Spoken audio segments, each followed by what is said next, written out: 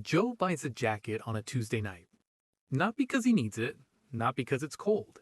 He buys it because someone at work wore something similar that morning. That's it.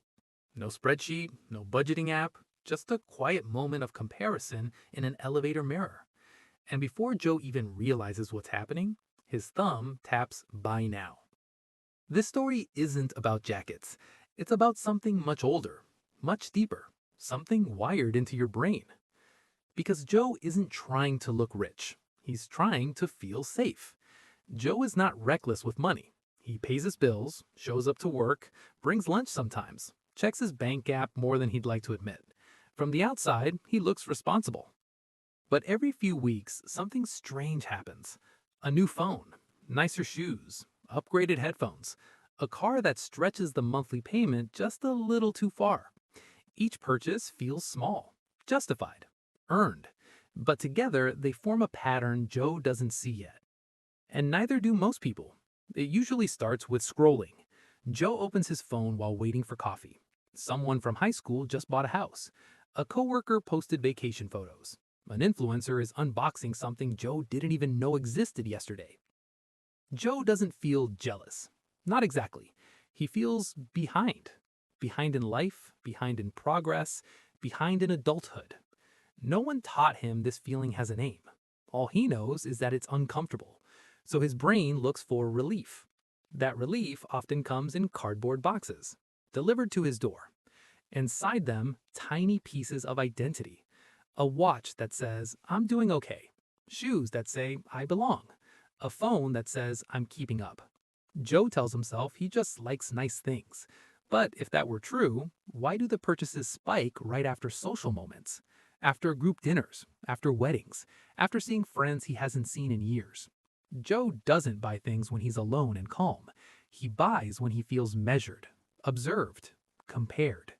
Here's the part nobody tells you. Most spending isn't logical.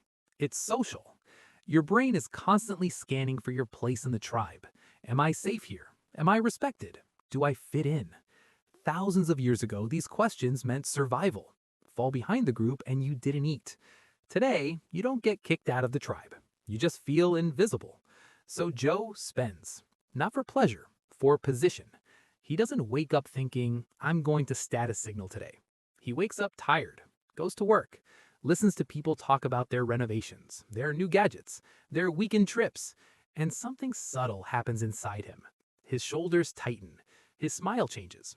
He starts mentally upgrading his life right there at his desk. Joe's card doesn't decline. Not yet. That's the dangerous part. Everything still works, which makes it feel harmless. The payments go through, the packages arrive, the compliments come. Nice jacket, cool car, love your place. Each one hits like a tiny dopamine drip. Temporary, addictive, and expensive. What Joe doesn't realize is that he's not chasing wealth. He's chasing belonging. He's buying proof that he matters, and the system is happy to sell it to him. Over and over and over again. But something strange starts happening after a few years. Joe makes more money than he used to, yet somehow he feels more fragile. One unexpected expense rattles him. A small emergency creates panic. His savings never seem to grow. Every raise disappears. Every bonus evaporates. Joe starts asking himself a quiet question at 2 a.m. How am I still struggling? He doesn't know it yet, but he's trapped in a game where looking successful costs more than being successful. And he's been playing it perfectly. Before we go on, if any part of Joe feels uncomfortably familiar, take 1 second to hit the like button. Not for the algorithm, for yourself. It tells your brain this story matters. Okay, back to Joe. Joe first notices something's wrong on a quiet Sunday afternoon. He's sitting on his couch, scrolling through his bank app. Not panicked, just curious. He sees the number, stares at it, refreshes. The number doesn't change. His paycheck came in 3 days ago, so why does it feel like the money already left? Joe starts swiping through transactions. Coffee, lunch, gas, streaming, delivery, a jacket, headphones, another dinner out. Nothing dramatic, no wild purchases, just life. But when he adds it up, his chest tightens. It's not the big things, it's the thousand tiny decisions that never felt like decisions. Here's the scary part. Joe can't remember buying half of it. Not clearly. Each purchase happened in a moment of emotion, boredom, stress, comparison. He didn't choose them, he reacted to them. Joe tells himself he deserves nice things. He works hard, he shows up, he sacrifices. And that's true. But nobody told Joe that deserve is one of the most expensive words in the English language, because deserve doesn't ask questions. Deserve doesn't check balances. Deserve doesn't care about future Joe. So Joe keeps upgrading. Not dramatically, quietly. He upgrades his coffee, his clothes, his apartment, his phone plan, his car. Each change feels reasonable, but together they quietly rebuild his entire cost of living. This is how lifestyle creep works. It doesn't arrive loudly, it sneaks in through convenience. What hurts Joe the most isn't the spending, it's the realization that every upgrade came from the same place. Not joy, pressure. Pressure to look like he's progressing, pressure to not be that guy, pressure to keep pace with people who might also be struggling. Everyone signaling success to everyone else, nobody admitting fear. Joe thinks about the last time he felt truly relaxed. He can't remember. His life looks better, but feels tighter. He owns more, yet breathes less. And that's when something uncomfortable clicks. Joe realizes he's been building a life see-through. From the outside, everything looks solid, but inside, there's no cushion, no margin, no room for mistakes. One missed paycheck, one medical bill, one broken car, that's all it would take. This is what status signaling really costs. Not money, stability. You don't lose everything at once. You lose flexibility. You lose options. You lose the ability to say no. Joe starts replaying moments in his head. That dinner he didn't even enjoy. The shoes that felt exciting for exactly 3 days. The upgrade that already feels normal. None of it changed his life, but all of it changed his future. And here's the cruel twist. Nobody Joe tried to impress even remembers. People complimented, then moved on. They were too busy managing their own insecurities. Joe spent real money on imaginary judgment. He finally understands. He wasn't buying stuff, he was buying relief. Relief from feeling behind. Relief from feeling invisible. Relief from the quiet voice that asked, "Am I doing enough?" Joe sits there longer than he meant to. Phone in one hand, bank app open, apartment silent. He feels something new. Not shame, clarity. Because for the first time, Joe sees the pattern. Every time he felt small, he spent. Every time he felt compared, he upgraded. Every time he felt uncertain, he bought certainty in physical form. But objects don't fix identity. They just delay the question. And Joe finally asks it. If I stopped trying to look successful, who would I be? That question doesn't have an answer yet, but it opens a door. And once Joe steps through it, everything starts to change. Joe doesn't sell everything. He doesn't delete his apps. He doesn't move into a tiny apartment or swear off nice things forever.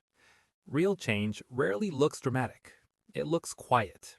The first thing Joe does is pause. Not quit. Pause.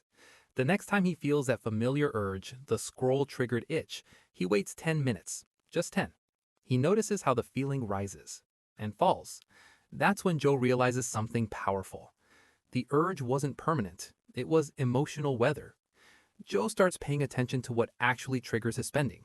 It's not happiness, it's fatigue, it's comparison, it's long days followed by glowing screens, it's conversations where everyone seems ahead. He begins to see the pattern everywhere, in ads, in social feeds, in group chats. The world is constantly whispering, "You're behind." But Joe has already learned the truth. Looking rich doesn't build wealth, it builds pressure. Pressure to maintain, pressure to perform, pressure to keep buying the same identity over and over again. So Joe makes a small decision.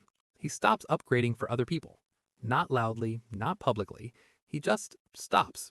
He keeps the old phone a little longer, says no to a couple dinners, skips one impulse purchase. Not because he's disciplined, because he finally understands what's actually happening.